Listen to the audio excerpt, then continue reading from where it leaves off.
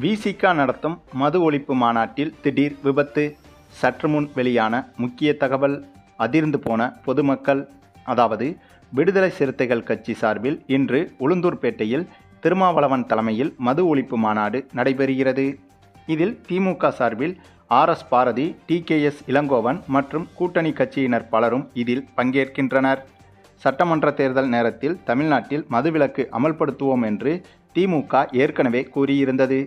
இதனை சுட்டிக்காட்டி எதிர்க்கட்சியினர் சரமாரியாக கேள்விகளை எழுப்பி வருகின்றனர்.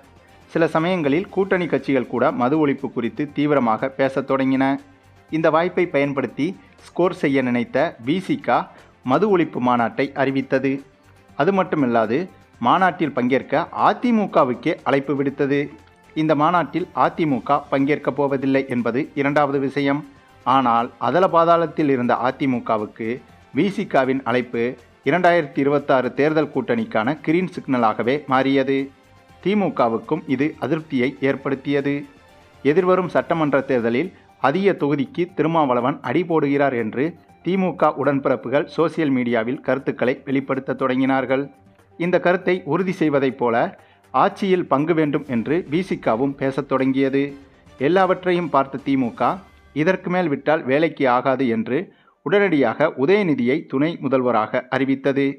இதற்கு முன்னதாக அமெரிக்காவிலிருந்து வந்த முதல்வர் ஸ்டாலினை சந்தித்த திருமாவளவன் தனது எதிர்மறையான நடவடிக்கைகளை கொஞ்சம் குறைத்து கொண்டார்.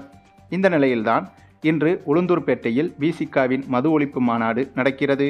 இந்த மாநாட்டை விசிகவின் மகளிர் அமைப்பு நடத்துகிறது. விசிக மாநாடு காரணமாக கூட்டணி கட்சி மது ஒழிப்பு மாநாடு நடத்துகிறதே, ஆளும் கட்சி என்ன செய்ய போகிறது என்று கேள்விகள் திமுகவை நோக்கி எழுந்தன. இதற்கு பதிலளித்த திமுக அமைச்சர்கள், தேசிய அளவில் மது ஒழிப்பு சாத்தியமாகட்டும், இங்கும் சாத்தியப்படுத்துகிறோம் என்று சிம்பிளாக கூறிவிட்டனர். ஆக இந்த மாநாடு அறிவிக்கப்பட்டதிலிருந்து பெரும் சலசலப்புகளுக்கு மத்தியில்தான் நடக்க இருக்கிறது. இப்படியாக இருக்கையில் மாநாட்டில் திருமாவளவன் என்ன பேசப் போகிறார், கூட்டணி தலைவர்கள் என்ன பேசப் போகிறார்கள் என்பது குறித்த எதிர்பார்ப்புகள் கிளம்பியிருக்கிறது.